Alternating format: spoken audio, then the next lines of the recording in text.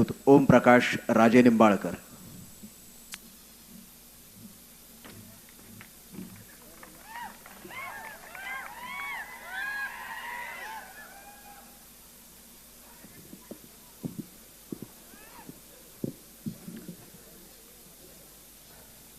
स्वर्गीय संतोषजी देशमुख आणि स्वर्गीय सोमनाथजी सूर्यवंशी या दोन तरुण युवकांच्या हत्या अतिशय निगृतपणे या महाराष्ट्रामध्ये घडल्या। त्या हत्येच्या निषेधार्थ आणि या कुटुंबाला न्याय मिळण्याच्या उद्देशानं या आक्रोश मोर्चाचं आयोजन आपण या ठिकाणी केलं। या मोर्चाला उपस्थित असलेले सर्व धाराशिव जिल्ह्यातील सर्व तरुण मित्र, वडीलधारी मंडळी, बंधूंनो, माझ्या माता भगिनी, व्यासपीठावर विराजमान असलेले सर्व मान्यवर, बंधूंनो,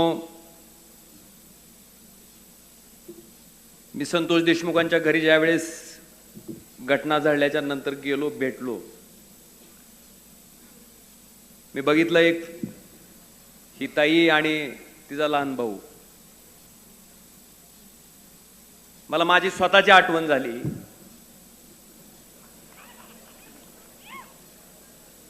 सोपं नसतंही, आपल्यासाठी आपण आज न्याय मागण्यासाठी येतोय, त्यांना न्याय मिळावा म्हणतोय, पण आपण स्वतः माणसं आहेत, आपल्याला मुलं आहेत, आपल्याला मुलगी आहे, आपल्याला मुलगा आहे,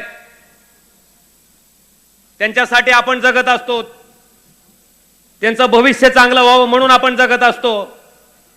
त्या मुलीला, त्या मुलाला वडिलाचा आधार असतो।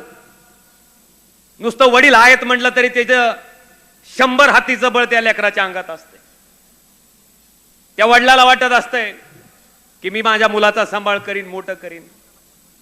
ज्या क्षणाला त्यांना अक्षरशः जीवघेणी मारहाण होत होती, ज्यावेळेस त्या माणसाचा जीव जात होता, तेव्हा त्यांच्या मनाला काय वेदना झाल्या असत्या। आला नसेल का विचार, माझ्या लेकराकडे कोण बघेल म्हणून? माझ्या पाठीमागं कोण त्यांचं रक्षण करील?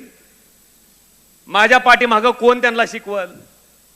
आणि मला विचारायचंय की आज आपलं लेकरू नुसतं पायरीहून जर पडलं तर आपलं काळीच चिरतंय। मला सांगा, ह्या दोन लेकरांना त्यांचे वडील आज त्यांच्या सोबत नाहीत आणि ज्या पद्धतीने त्यांची हत्या झाली हे बघितल्याच्या नंतर माणूस म्हणून जगणाऱ्या माणसाला ह्या गोष्टीचा राग येतोय का नाही? ह्या गोष्टीची चीड येते का नाही? ह्या गोष्टीचा संताप येतो का नाही? आज अशा पद्धतीच्या वृत्तीला, अशा पद्धतीच्या लोकांना मला वाटतंय तातडीनं कठोरातली कठोर शिक्षा त्या ठिकाणी होणं गरजेचं आहे। त्यांना फाशीपेक्षा दुसरी शिक्षा कुठली असूच शकत नाही। अशी माणसं त्या ठिकाणी ह्या माणसाच्या समाज व्यवस्थेत राहायला, जगायला लायक नाहीत। मला वाटतं त्यांना तातडीनं त्या ठिकाणी फासावर लटकवण्याचं काम हे सरकारचं आहे। आज संतोष देशमुखांचं सांगायचं की त्यांचे वडील या ठिकाणी आपल्या प्रेस्टिज हॉटेलवर मॅनेजर म्हणून त्यांनी काम बघितलंय। बार्शीला हे कुटुंब राहत होतं, त्यांचा आजोळ मसाजोगचा आहे, तिन्ही जिल्ह्याशी त्यांचा संबंध आहे। त्याच्यामुळे तुमची आमची सगळ्याची अधिकची जबाबदारी आहे की जोपर्यंत याच्यातल्या दोषींना त्या ठिकाणी फाशीची शिक्षा होत नाही तोपर्यंत आम्ही सगळेजण धाराशिवकर मोठ्या ताकदीनं तुमच्या पाठीशी खंबीरपणे उभे आहेत, हे वचन आम्ही तुम्हाला आजच्या या मोर्चाच्या निमित्तानं देतो।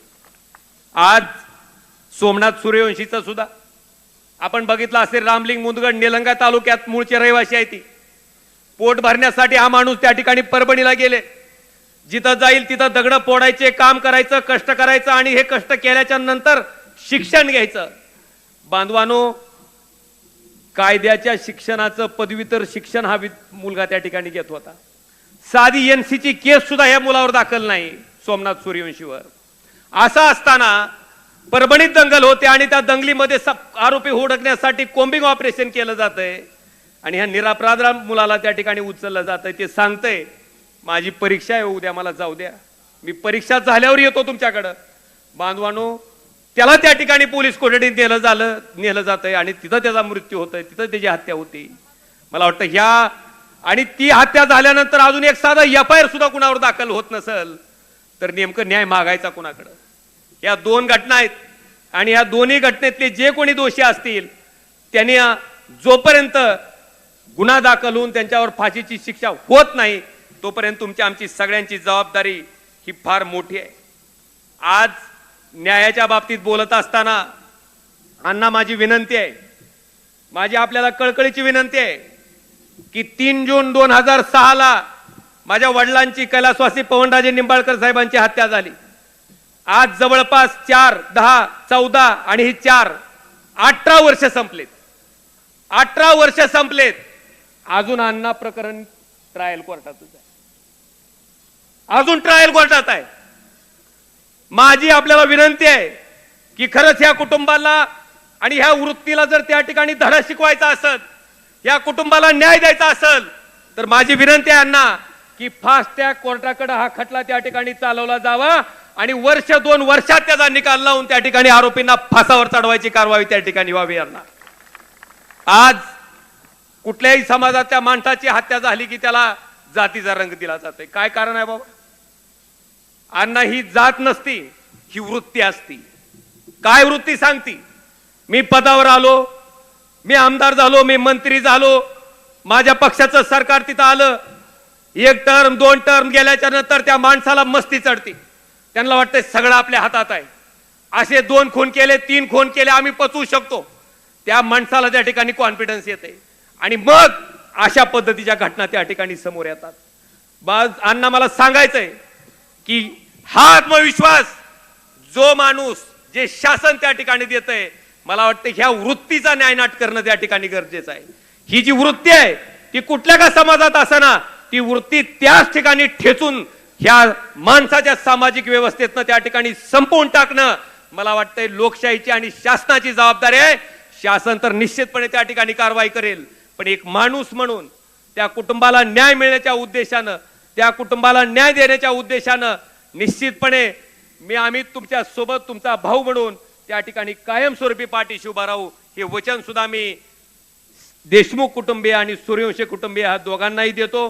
बरचसं बोलायचे बांधवानो, पण एक मात्र आहे अण्णा, सामान्य माणसं सगळं अतिशय आवर्जून सामान्य निमूटपणे बघतायत आणि मी सगळ्यात मोठ्या गोष्टीला जर कुठल्याला मानतो तर अण्णा कर्म माणूस पोलिसापासून लपवून ठेवील, कर्म माणूस माणसापासून लपवून ठेवील, पण कर्म देवापासून ती लपवून कधीच ठेवू शकत नाही. त्या कर्माची फळं परमेश्वर त्याला भोगायला लावल्याशिवाय हिथून सुट्टी देत नाहीच. ती कधीच कुणाला मिळत नाही. आणि म्हणून म्हणतोय अशी कृत्य करत असताना माणसानं स्वतःच्या कर्माला लाजावं की बाबा हे जे करतोय ह्याचा तळतळाट, त्याच्या लेकरा बाळाचा तळतळाट हे आपल्या पुढच्या कित्येक पिढ्याला त्या ठिकाणी सुखानं जगू देणार नाही. ह्याचा विचार मला वाटते माणसानं कुठेतरी करणं गरजेचं आहे. आणि निश्चितपणे तो नैसर्गिक न्याय तर निश्चित देव देईलच, पण त्याच्या आधी सरकारकडनं न्याय घेण्याच्या उद्देशानं आम्ही सगळेजण ताकदीनं आपल्या पाठीशी राहू. आज मला बजरंग बाप्पाचं सुद्धा अभिनंदन करायचंय की ज्यावेळेस ही घटना झाली त्यावेळेस त्यांनी मानवाधिकार आयोगाकडे त्या ठिकाणी तक्रार केली होती, कारण अतिशय अमानुष घटना आहे. इतक्या नीच पद्धतीने त्या ठिकाणी एखाद्या माणसाचा खून जर करत असतील माणसं, तर अण्णा मला वाटतं तुमच्या सुद्धा मागणीला त्या ठिकाणी यश आलंय. मानवाधिकार आयोगानं त्या ठिकाणी एक वेगळा गुन्हा ह्या प्रकरणात नोंदवला आहे. नुसतं गुन्हे नोंदवून केस केली, दाखल केली, प्रोसेस चालू आहे. तारीख पे तारीख न जाता त्यांना तातडीनं फास्ट ट्रॅक कोर्टापुढे हा खटला घेण्यात यावा, हे दोन्ही खटले घेण्यात यावे. आणि त्या ठिकाणी ह्या कुटुंबाला जर खरा न्याय द्यायचा असेल तर त्यातले जे आरोपी आहेत त्यांना ज्या दिवशी फासावर लटकवलं जाईल त्या दिवशी खऱ्या अर्थाने ह्या कुटुंबाला न्याय दिल्याचं समाधान तुम्हा आम्हा सर्वांना त्या ठिकाणी मिळाल्याशिवाय राहणार नाही. आणि त्याच्यासाठी आपण सगळेजण एक जीवानं, एका ताकदीनं कटिबद्ध होऊन या दोन्ही कुटुंबाच्या पाठीशी राहू, एवढंच वचन आजच्या मोर्चाच्या निमित्तानं देतो. धन्यवाद.